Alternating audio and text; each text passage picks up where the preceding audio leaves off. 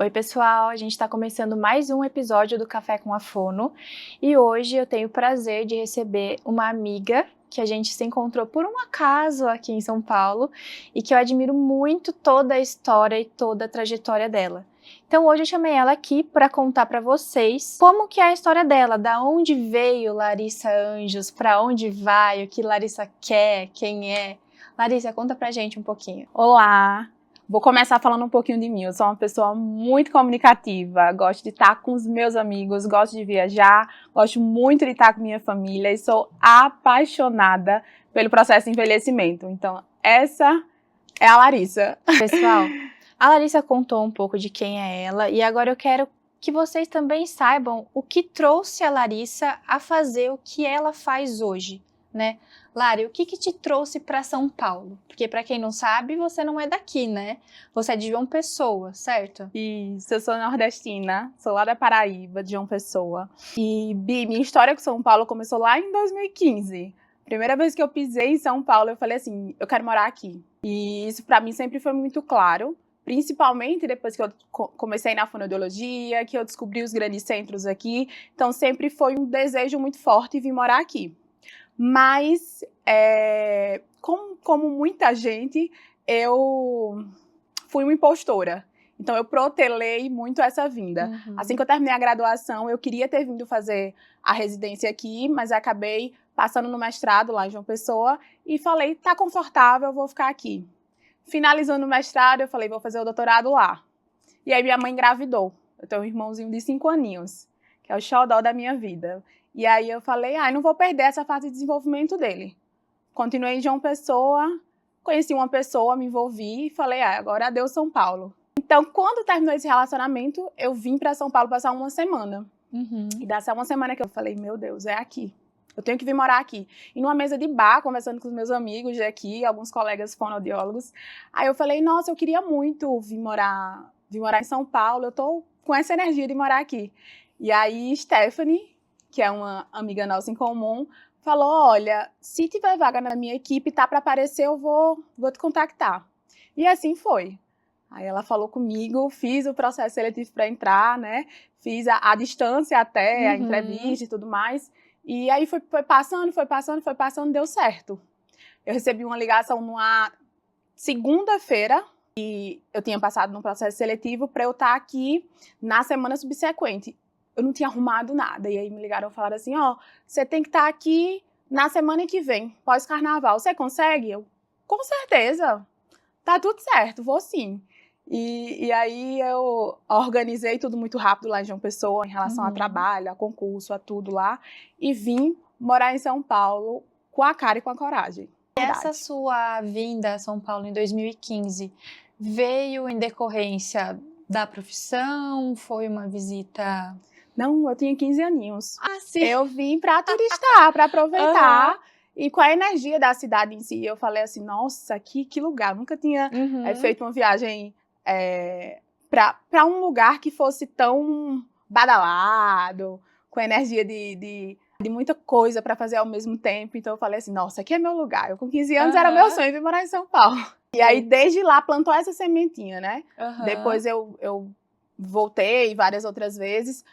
Essa em específico, em janeiro, foi uma vinda que eu falei, não, eu vou vir pra cá esse ano. E eu acredito muito nisso, assim, quando a gente bota energia em uma coisa, acontece. Se for da vontade de Deus, ela acontece. Então, quando eu fui embora, eu já deixei roupa minha na casa do meu amigo. Jura? Juro. Eu tava na casa de um colega, de Wanderson, que também conhecemos, e eu falei, vou deixar até umas roupas minhas aqui, que eu vou vir morar aqui e eu venho buscar. Aí ele, pode deixar. É isso, a energia é essa. Em 2015 você já sabia, já tinha essa certeza que ia estar aqui em algum momento? Tinha essa certeza que ia estar aqui em algum momento, mas aí só em 2023, que foi quando eu vim em janeiro, foi que eu falei assim, é aqui e vai ser aqui. E eu acho que é isso, assim, você colocar a sua energia no que você quer faz toda a diferença, né? Você ser uma pessoa mais decidida, assim. É por aqui que eu quero trilhar. E junto da profissão, né, os grandes centros que aqui tem, eu tinha certeza que aqui ia acontecer tudo que eu queria que acontecesse. Eu só precisava de um tempo, né, para isso acontecer, de apoio. E aí eu fui encontrando aqui. né, fazendo amizades, conhecendo pessoas, referências que foram bem importantes na minha caminhada. E aí, hoje em dia, eu tô onde eu quero estar com as pessoas que eu quero estar. E isso é muito gratificante. E essa decisão do mestrado, como que surgiu? Eu fiz a Universidade Federal da Paraíba, ela é muito tendenciosa à parte científica, à parte de docência mesmo. Então, eu fui me envolvendo desde lá dentro, né, em questão de monitorias e pesquisas e tudo mais, e aí eu peguei direto. Então, o que é que aconteceu? No último ano da faculdade, eu sempre fui workaholic, eu acho que desde sempre. Então, assim, no último ano da faculdade, eu fiz o último semestre em 4 semanas. Porque eu tinha passado no mestrado e eles não me deram nenhum prazo para fazer a matrícula. Eu tinha que fazer a matrícula no prazo normal de todo mundo. Então, eu passei 4 semanas para cumprir a carga horária do semestre inteiro, que foi uma loucura. Eu não dormia, eu dormia, assim, 3, 4 horas por dia. Fazia estágio o dia inteiro, ainda tinha seminário, relatório, TCC. Então, assim, foi um boom na minha vida, junto de um término de um relacionamento. Então, assim, foi um boom muito grande que, de repente, eu estava dentro do mestrado. E aí, eu não sossegava. No outro ano, comecei a especialização, não sossegava. Fiz concurso, fui para o interior da Paraíba, então, eu tava vendo nossa senhora. Sua retrospectiva hoje nos Exato, stories. Exato. Então, assim, foi um momento de construção muito importante, até no meu processo de autoestima, sabe? Eu sempre brincava assim, eu não tenho problema com autoestima porque eu me acho bonita, tá tudo bem. Só que muitas vezes eu invalidava muito minhas conquistas.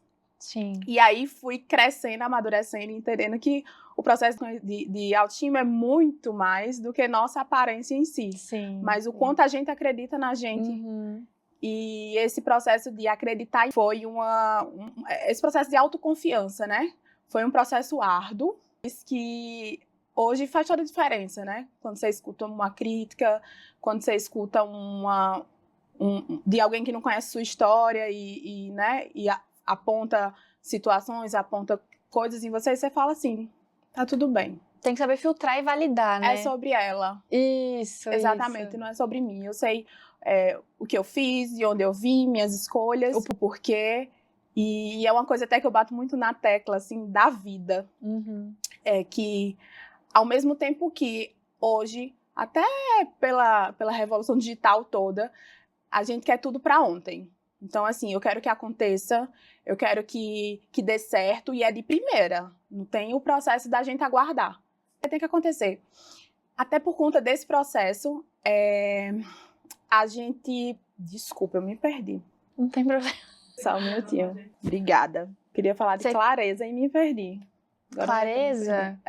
Você estava falando e eu estava pensando em resiliência. Porque você saber o que você quer, aonde você quer chegar, e muitas vezes não é de primeira que você chega onde você quer, mas você ter essa persistência, essa resiliência de entender que talvez aquele não era o momento, mas que você vai conseguir em algum momento. E achar outros meios de conseguir o que você quer. Porque, assim, uma visão que eu tenho, né?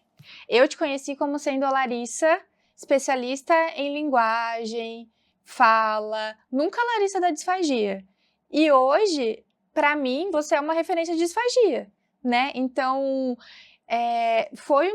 eu encaro isso como uma resiliência sua de saber recalcular sua rota também, porque assim, você é mestre nessa área, você foi muito reconhecida nisso, eu lembro até de ver uma reportagem que você passou na televisão e tal, mas eu sempre tinha isso associado com a linguagem. Sim. Então, o que te fez, assim, ter esse despertar opa, eu também posso crescer nessa outra área? O que te fez querer sair da linguagem, não sair porque você continua, mas não ser apenas a Larissa que atende linguagem, ser a Larissa que também atende disfagia? O que te fez pensar nessa possibilidade, pensar, poxa, isso pode ser para mim, ou eu quero que isso seja para mim e eu vou fazer acontecer e isso vai ser para mim? Sim. Como que foi?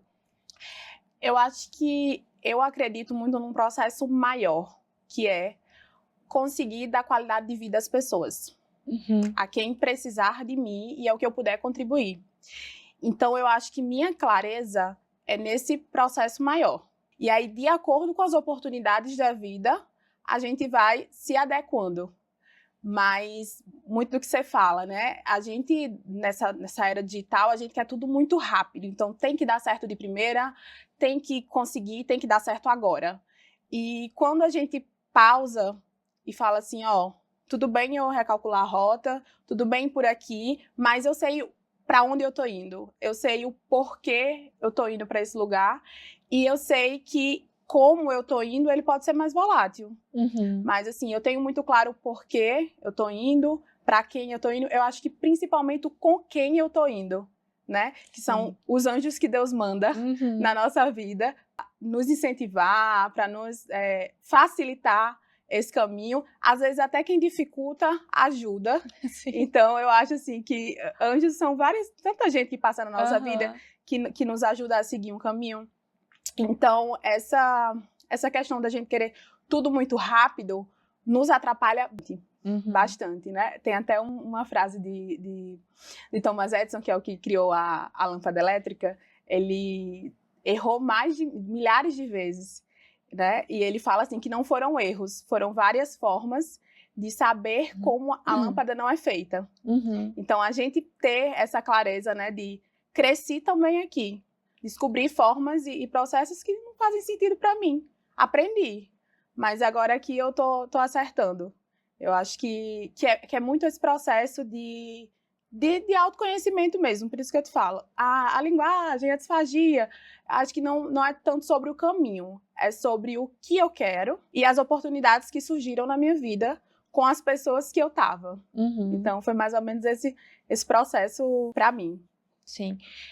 Esse interesse, né, pela disfagia que veio desse grande propósito do quero transformar vidas, quero ajudar, então para eu conseguir ajudar de uma forma mais integral, eu preciso também aprender a lidar com essa área, né, não posso ficar só na linguagem, também preciso da disfagia.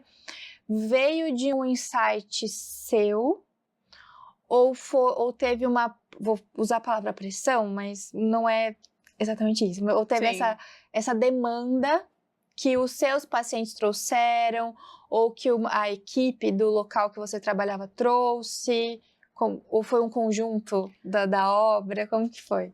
Na verdade, eu nasci na disfagia e puxei para a linguagem. Ah, entendi. Então, meu mestrado foi em disfagia, foi em cabeça e pescoço, e aí dentro depois eu fui para o paciente neurológico, e dentro do paciente neurológico eu me apaixonei pela linguagem. E aí eu fui com muita sede ao pote na linguagem e nunca teve separado. Entendi. Sempre foram duas coisas, eu acho até que foram crescendo juntas, sabe?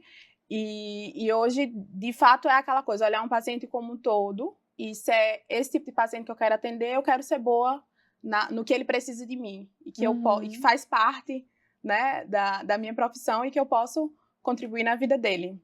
Isso então, acaba sendo um grande diferencial, né? Porque realmente assim, não só na nossa profissão, mas em todas, o pessoal tem muito disso de separar em caixinhas, né? Então, ela é a fono da linguagem, ela é a fono da motricidade, ela é a fono da voz, ela é a fono da disfagia. E fica separando, e quando você encontra um profissional que ele consegue trazer tudo isso em um único atendimento, isso é um diferencial que, assim, te coloca lá na frente, né? Você não... É isso que traz, o que você trouxe. Você pode escolher o paciente que você quer atender, como você vai atender, como que você vai abordar, o que você vai abordar naquele dia, né? Tanto que acaba que você escolhe e você não é escolhido. Você não tem essa pressão do preciso que alguém me escolha, né? Porque você não fica restrita a uma área só, você tem muitas oportunidades e um mercado muito grande para você trabalhar, né? E você notou essa diferença de lá, da sua cidade natal para cá, do mercado, da procura ser muito maior, das ofertas que você recebe ser muito maiores? Tinha essa discrepância, porque quando eu conversei com os outros convidados, tinha essa fala, né, da cidade de onde eu vim, de onde eu me formei. O profissional fonoaudiólogo não tem tanto reconhecimento como tem aqui em São Paulo. E esse foi um dos motivos eu ter escolhido vir e continuar em São Paulo. Porque muitas vezes a gente vem para São Paulo para buscar uma especialização, que no caso você já tinha, e aí quando termina tem aquela opção, né? Voltar para nossa cidade, ir para outro lugar, continuar em São Paulo. E muitas pessoas escolhem continuar porque vê esse reconhecimento aqui. Isso também foi um peso importante na hora de você tomar essa decisão de continuar aqui? Tá, eu vou começar lá do início. Foram muitas informações, mas assim, apesar de atender linguagem e disfagia, eu também acredito muito no paciente especializado naquilo. Uhum. Então, assim, é muito interessante que você olhe para o paciente de forma global, mas que também entenda que eu só consegui até aqui. Mais que isso eu não consigo. Então, por exemplo, se é um paciente que chega com a questão de audição, para mim não tem condição. Não tem condição, eu só tenho uma graduação, não tem condição. Eu reconheço que outra pessoa é muito melhor que eu nisso, e tudo bem que esse paciente siga um caminho duplo ou outro caminho, né? Acredito muito na entrega de resultado. Então, eu preciso dar resultado para o meu paciente. Ser boa nas duas coisas, de fato, é um plus, porque dá um olhar maior, né, global para esse paciente, mas também eu acho que tem que ter esse lugar de eu sou boa nessas duas coisas, e só. Sim. Sabe? E só. Mas outra coisa também não. E aí você precisa de ajuda desse outro profissional. Não acho que a gente consegue ser boa em tudo. Não dá. E quanto mais a gente estuda, eu falo assim, nossa, quanto mais eu estudo, mais burra eu sei que eu sou. Quem faz tudo é aquela coisa, né? Quem faz tudo não faz Não nada. faz nada. Né? Exatamente. Então tem que escolher e seguir. Eu tenho essa teoria também. Quem faz tudo não faz nada. Então, assim, consigo dar conta disso e disso, vamos dar resultado nisso. Vamos lá. O outro ponto, que foi em relação a João Pessoa, em relação a São Paulo, eu não vejo tanta diferença em relação a reconhecimento, sendo bem sincera, porque eu sou uma profissional que vim do SUS. Então, reconhecimento para mim não fala só sobre financeiro, remuneração, fala sobre eu conseguir mudar a vida daquela pessoa e, assim, a troca que a gente tem com cada um. Então, o reconhecimento que eu já tive no SUS, no interior da Paraíba, eu vou te falar, assim, aqui em São Paulo, talvez eu nunca tenha me sentido tão útil assim. Então, eu acho que o reconhecimento e a gratificação financeira são coisas bem distintas. Sim. E que, de fato, aqui em São Paulo, paga-se muito melhor do que em vários outros estados, inclusive, assim, contexto Nordeste. Né? Paga-se muito melhor, mas o custo de vida também é muito mais caro. Eu penso em estar aqui em São Paulo também por um propósito muito grande, que é abarcar mais pessoas. Então, aqui, de fato, eu consigo atender muito mais gente. Eu consigo, acho que até ainda ter vínculo com o hospital me traz muito isso. Assim, eu consigo estar na vida de muitas pessoas, sabe? Com essa rotatividade e contribuir, saber que eu contribuí na vida de muitas pessoas. Eu acho que esse é um grande propósito. A coisa do financeiro, digamos assim, é consequência, vem mesmo, assim. Eu sempre brinco assim, não existe fono com amor. Aliás, existe fono com amor. Episódio. Não existe fono por amor. Não, por amor, não existe. Não existe, gente. Eu não trabalho porque eu amo trabalhar. Eu acho que tudo que vira obrigação na nossa vida, ele tem um lado chato. Então, assim, eu gosto de fazer a terapia, mas eu não gosto de fazer o relatório. Eu gosto de evoluir, mas eu não gosto de deixar os exercícios pro meu paciente. Enfim, eu gosto de atender, mas eu não gosto de passar orientação pro cuidador, porque o cuidador é difícil e tudo mais. Então, assim, vão ter momentos difíceis, né? Mas escolha seu difícil. Porque vale a pena? Vale, então faz sentido. Vale a pena, não vale? Então não faz sentido nenhum. Mas pensando assim, quando eu trouxe essa parte da diferença do Nordeste e para cá, para São Paulo, é que teve algumas falas que trouxeram assim para mim, olha, eu entrevistei a Dani, que ela veio de Salvador, da Bahia. Ela falou, olha, lá era muito quadrado, era assim, ó, o médico prescrevia, vai fazer 10 sessões de fono. E é isso que o paciente quer fazer, as 10 sessões de fono, porque o médico falou que eram 10 sessões, não tem esse reconhecimento do, ei, a fonoaudióloga, ela é uma profissional capacitada, ela que vai me avaliar nessas 10 sessões, por exemplo, e me falar, olha, sim, 10 sessões foram o suficiente, ou não, antes de 10 sessões você teve o resultado que a gente esperava que você tivesse, você está de alta, ou não, eu preciso de mais sessões, ainda não é o momento da sua alta, sua reabilitação vai funcionar da forma X, Y, Z, Sim. essa autonomia e esse reconhecimento do paciente para com você, de que, olha, você é a profissional que cuida desse meu sintoma, da disfagia. Você que vai me falar quando continua, quando a gente para, o que é fazer, o que não é preciso fazer. Sim. Você nota essa diferença? Olha, sinceramente, a diferença que eu mais noto, apesar de ter a parte sociocultural mesmo, né, de cultura, o médico manda no tratamento inteiro, eu acho que tudo tem que ser alinhado, não tem quem mande. Mas eu acho que a grande questão é o quanto essa troca de confiança existe e você consegue construir. É um serviço que você tem tempo de construir essa confiança. Porque, ó, minha avaliação é essa, tá acontecendo isso e a necessidade é essa. Se é um paciente que cria um vínculo com você de confiança, ele acredita. Ele pode estar em João Pessoa, ele pode estar no Rio de Janeiro, ele pode estar em São Paulo. Ele adere. Mas se é um paciente que tem um vínculo de confiança muito antigo e tudo mais com aquele médico, ele vai fazer o que o médico mandar. Então, eu acho que tem a questão cultural do médico estar mais aqui sobre o tratamento desse paciente, sim.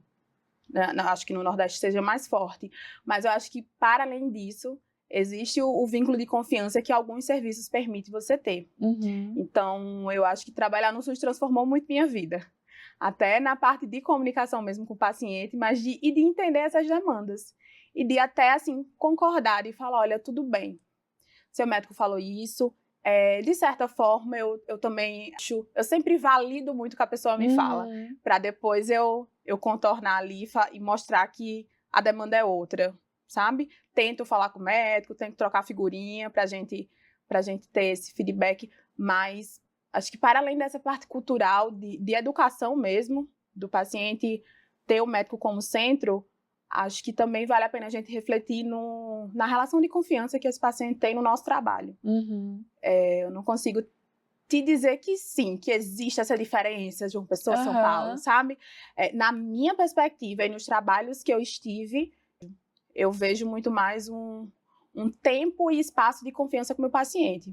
E eu acho que isso vai muito de profissional para profissional, né? Porque, assim, muitas pessoas acreditam que quando você tem uma profissão, para você ser autoridade naquilo, para você entregar um trabalho de excelência, você tem que ter apenas formações, apenas currículo, apenas certificados.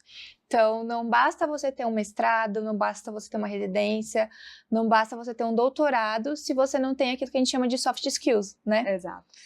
O que adianta você ter a expertise se você não sabe transmitir essa sua expertise numa discussão de caso, né? Muitas vezes tem aquele médico que ele é inacessível, mas ele é inacessível porque as pessoas não souberam acessar ele, não souberam como apresentar a sua conduta, né? Não soube sugerir um exame objetivo, não soube justificar o porquê é importante aquele tratamento, né? Porque muitas vezes a gente tem essa de...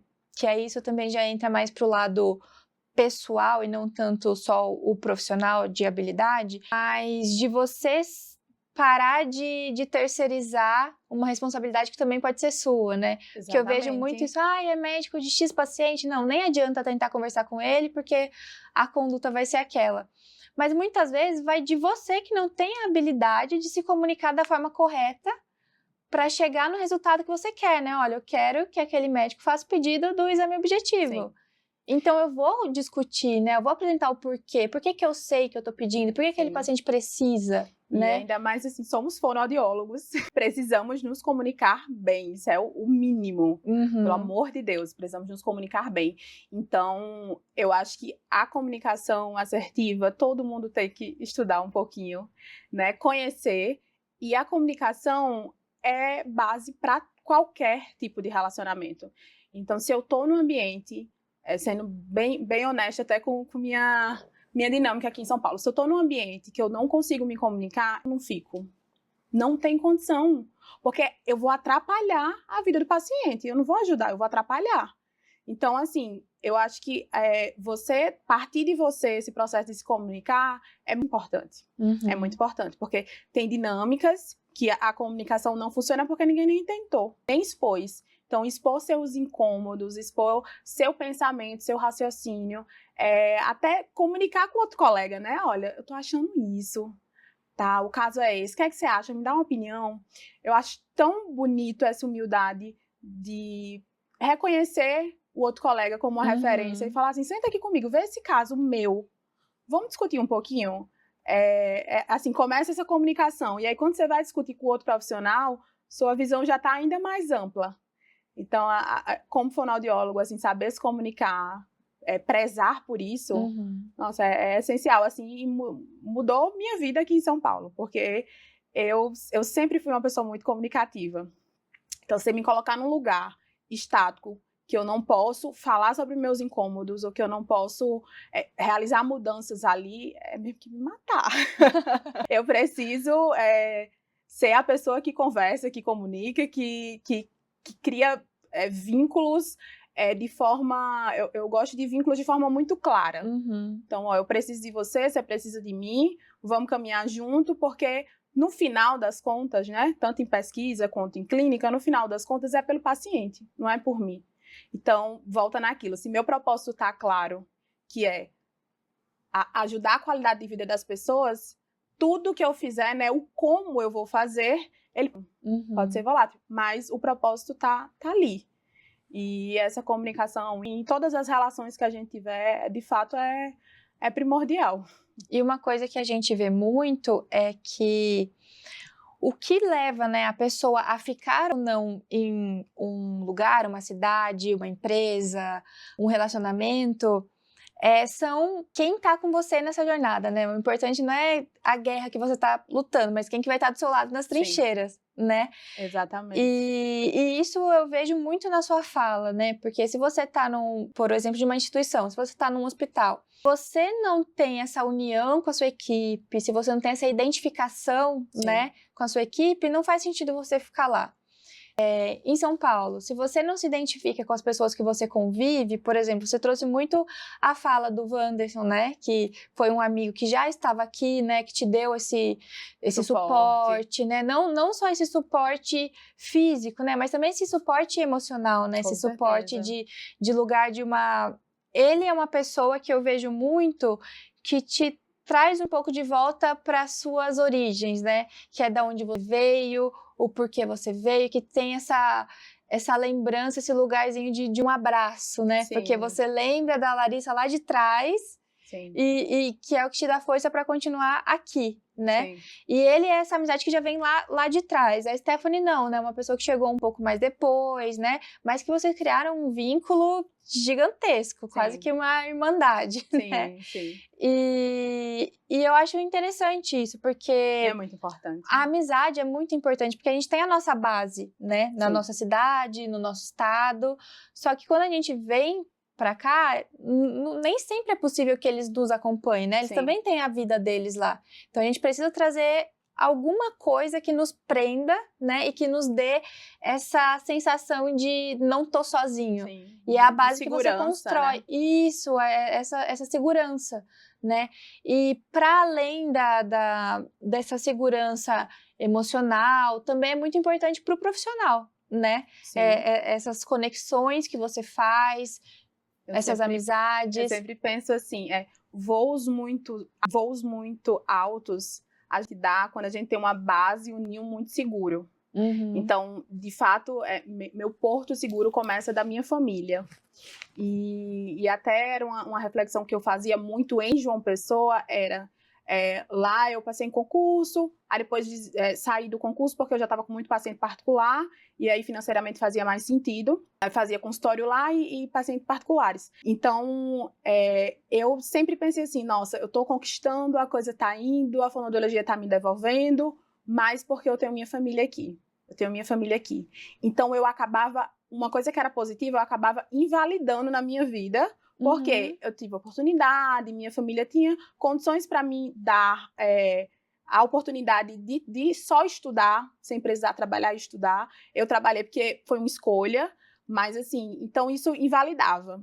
Quando eu chego em São Paulo, que eu faço a minha família aqui, que são meus amigos, que eu encontro uma pessoa hoje que eu divido a minha vida, um parceirão de vida, quando eu faço a minha família aqui, eu entendo, na minha autoconfiança, que para onde eu for, eu vou fazer, sabe? Então, são pessoas que, apesar de ser porto seguro para mim, eu tenho para onde voltar, eu sei que eu posso dar voo.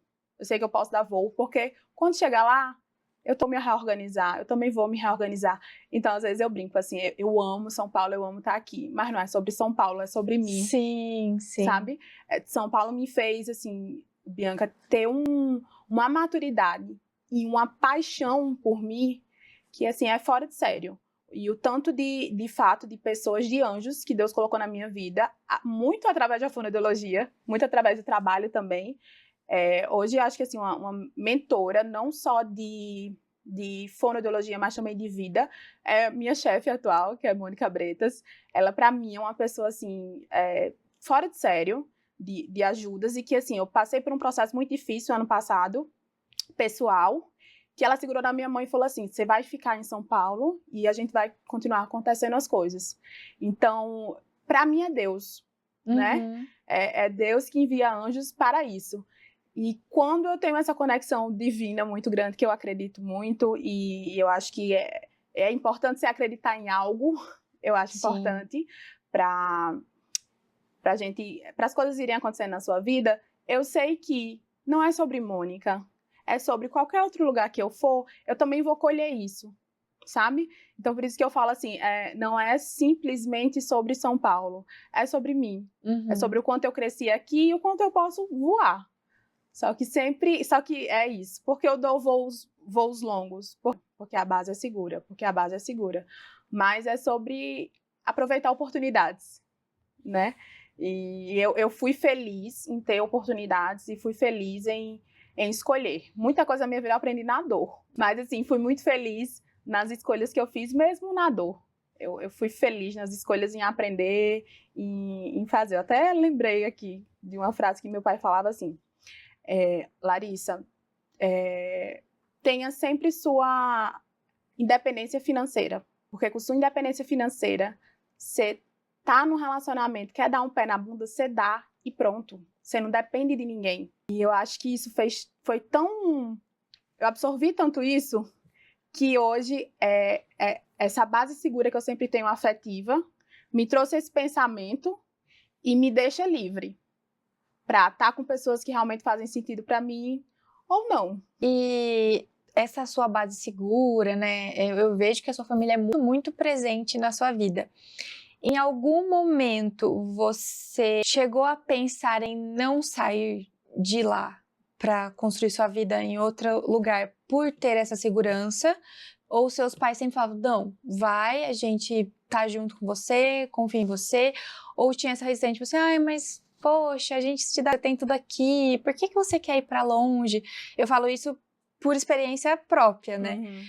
Porque o meu pai vira e mexe, ele quer que eu volte pro interior. Ele quer, não, mas porque abriu vaga aqui, porque tem aquilo, porque não tem a menor necessidade de você morar em São Paulo, porque aqui é melhor, a gente quer você perto. Os seus pais ficam tentando te trazer ou em algum momento não te desincentivaram em buscar essa liberdade de construir sua vida sozinha, ou não? Sempre foi aquele apoio, não, vai, a gente acredita, ou a gente não entende a motivação, mas a gente sabe que você sabe escolher, então é isso que a gente quer junto, como que foi?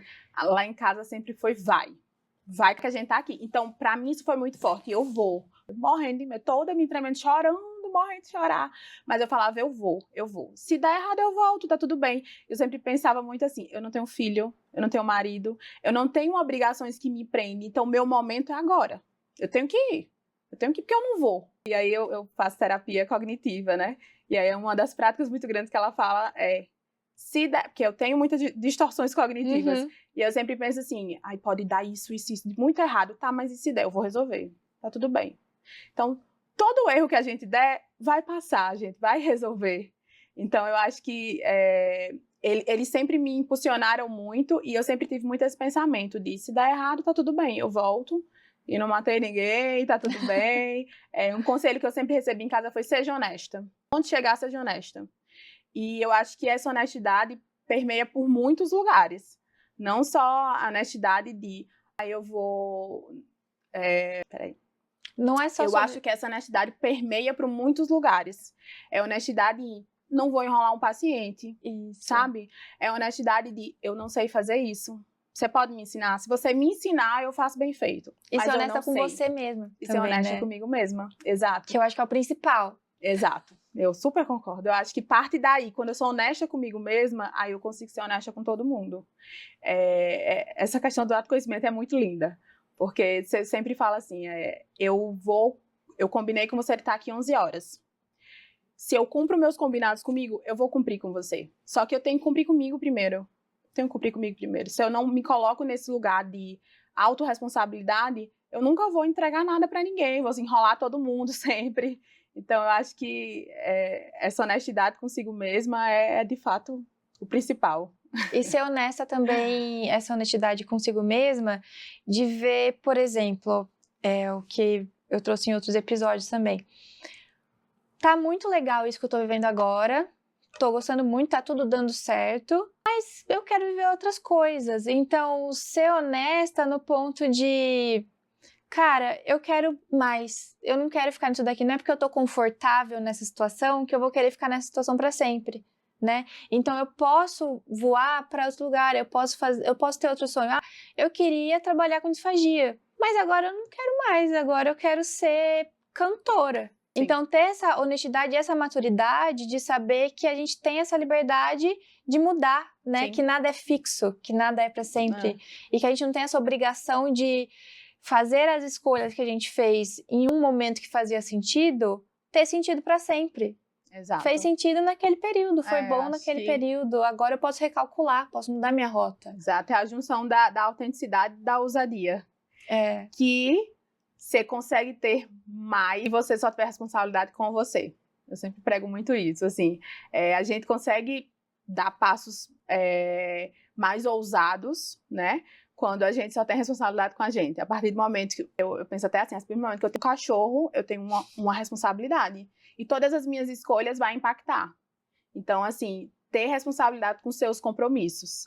Se os compromissos que eu assumo, eu vou manter minhas responsabilidades, é isso, né? Mas essa ousadia e tudo mais, eu acho que tem que aproveitar as oportunidades e os momentos de vida. Porque vai ter momento na vida que a gente não vai ter condições de ter tantas ousadias, né? Então, o momento que você se sente desconfortável e consegue dar um passo, dá, sabe? Dá.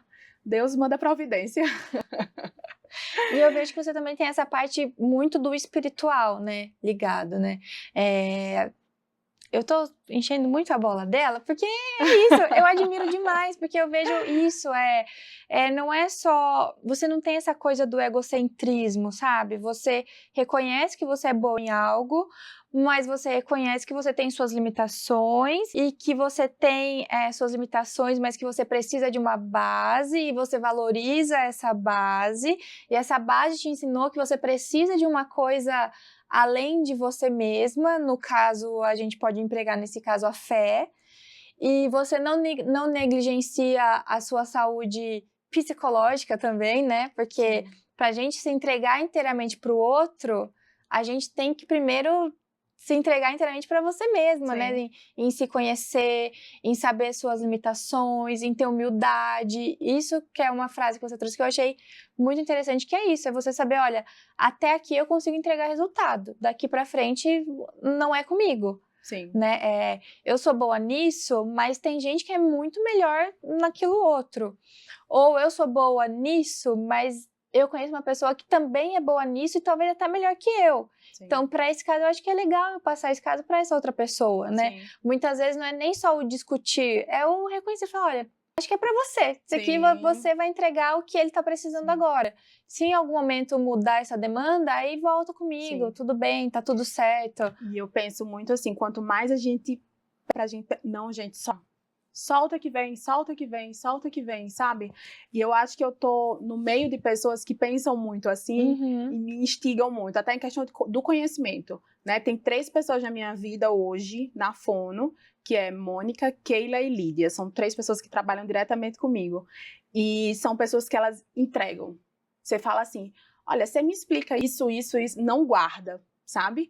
E eu acho muito bonito, eu acho isso de uma segurança profissional que tudo bem a outra pessoa saber o que eu sei, que bom que eu consigo compartilhar. Compartilhar, disseminar. Exato, disseminar. Né?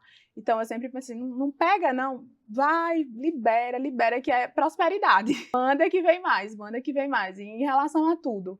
Mas acho que, falando cientificamente aqui, né, em relação a conhecimento, é muito bonito você passar e muito bonito você reconhecer o que você não consegue. Eu sou muito a pessoa que vou lhe dizer, Larissa, você sabe me falar por que X medicação faz efeito nisso? Eu falo, olha, eu não sei. Amanhã eu posso te falar? Eu vou dar uma procuradinha, tem um amigo meu que é farmacêutico, eu posso até trocar uma ideia com ele, ou com um colega meu neuro, aí eu converso contigo, eu faço até a ponte, sabe? Mas assim, eu tenho pavor de jeito que enche linguiça, que fica, ai, porque... Não, você sabe ou você não sabe, sabe? Agora sim, isso é uma diferença que eu senti muito culturalmente. Eu acho que no Nordeste em si, e assim, na minha cultura em João Pessoa, e no meu núcleo familiar, para não ser tão abrangente, no meu núcleo familiar e nas minhas amizades, a gente é muito direto um com o outro. Então, você não vai ver eu falar assim, nossa, Bianca tava com aquela roupa rosa, eu achava que um rosa mais escuro ou mais claro ficava melhor. Não, eu vou lhe dizer, amiga linda, mas assim, usa um mais claro ou mais escuro? Eu não vou mandar recado. E aqui, culturalmente, eu senti muito essa diferença. Sempre era assim, ai, porque, olha, sabe aquela pessoa naquele dia falou isso, comentou isso, menino, isso me dá, até hoje, assim, é difícil pra mim lidar. Isso me dá um mal-estar muito grande. Uhum. Eu gosto das coisas claras. Então, assim, eu sei, eu não sei, não sei. Gosto, não gosto, tá tudo bem. Todo mundo se respeita. Disputa de ego, né? Aqui tem muito isso. De você ter que saber de tudo, né? Ter que saber de tudo. Eu acho que, principalmente quando a gente tá em grandes centros, né? Como você tava no Einstein, eu tô no Sírio e tudo mais. Quando alguém lhe pergunta alguma coisa, você fala assim, não sei. Mas assim, eu vou procurar saber. Todo mundo fala assim, como assim, não sabe? Como ela tá admitindo que ela não sabe? Exato. Eu já escutei muitas vezes, mas por que você não falou que você sabia? Assim, por que você não deu uma resposta genérica? Só pra contornar a situação, né? Não. É tão honesto, né? E pelo menos, pra mim, isso me passa uma relação de confiança maior ainda. Se ela não tá me falando qualquer coisa, ela vai buscar pra me falar, sabe? Eu tenho uma relação com meus pacientes hoje, eu até brinco assim, meus pacientes também são essa família estendida que eu construí aqui em São Paulo. Então, assim, eu quero o melhor pra eles. Eu vejo mais meus pacientes do que muitos amigos, do que minha família, com certeza. Então, são pessoas que eu convivo, que eu crio um laço afetivo e que eu acho que se eu não puder ter esse laço afetivo, então eu tô na profissão errada, sabe? Se eu não sofrer com a dor deles, não faz sentido pra mim. Então, eu crio esse laço afetivo com eles e acho que o respeito vem primeiro de tudo. Então, se eu quero o melhor pra eles, eu não vou enrolar eles. Se eu quero o melhor pra mim, eu não vou ficar me enrolando. Não é porque eu vou fazer com outro. Então, acho que, de fato, assim, honestidade, que vem lá do conselho que a gente até conversou em relação aos meus pais, que eu sempre ouvi muito isso, seja honesta, que onde você chega e você sai, você é bem-vinda e bem lembrada, né? Quando você não é honesto consigo, você não é com os outros. Então, eu resumiria esse nosso episódio do Café com a Fono de hoje em honestidade. Essa seria o recado, o aprendizado que a gente vai deixar.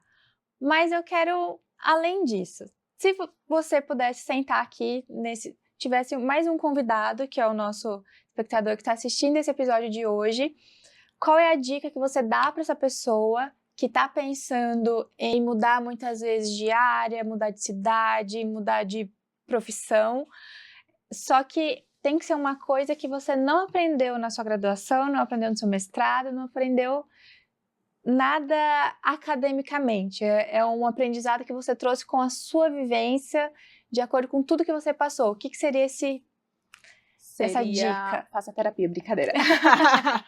Seria assim, tenha clareza com o que você quer. Porque com a clareza, você tem que entender que as coisas são ajustáveis, certo? As coisas são ajustáveis. Só que só ajusta quem começa é quem tem uma clareza. Só que só termina quem acredita. E aí eu volto para a clareza, tem que estar claro. Então, assim, se tá claro, vale a pena. Se tá claro para você, vale a pena. O como eu estava falando, é volátil. O como tá tudo bem mudar, mas tá claro o que eu quero. Então, seja honesto com você, sim, mas tenha muita clareza do que você quer. Então, eu quero isso, vou por aqui, o caminho, o vou por aqui, ele pode mudar, mas onde eu quero chegar não muda. E reflita muito sobre com quem eu quero chegar, né? Porque é quem vai te levar para voar. É quem é seu porto seguro. Que deu bom, deu ruim, tô aqui. A gente sozinho não vai para lugar nenhum. Para lugar nenhum. E eu acho que é isso também. Tenha clareza, seja honesto e tenham pessoas com você. Porque voos altos a gente só alcança quando tem uma base muito segura. E ser uma pessoa honesta com você e com os outros faz você ter essa base segura. Então, é nessa base segura que você vai voar. Maravilhosa. E, gente, é com essa última reflexão que a gente encerra o episódio de hoje. Muito obrigada, Lari. Estou muito feliz de ter você aqui. Foi difícil achar horário na agenda, né? Porque fonoaudióloga domiciliar, fonoaudióloga do Sírio-Libanês, trabalha no da Fono, muitas reuniões científicas, né? Mas ela conseguiu achar um tempinho pra gente. Muito obrigada por essa troca. E era bem prioridade para mim vir aqui, porque eu acredito muito no projeto. Eu acho um projeto lindo e eu acho que é um serviço para a fonoaudiologia que você está fazendo. Então, assim, para mim, estar aqui é um privilégio, de fato, e era uma prioridade. Eu queria muito estar aqui. Eu estou muito feliz pelo convite.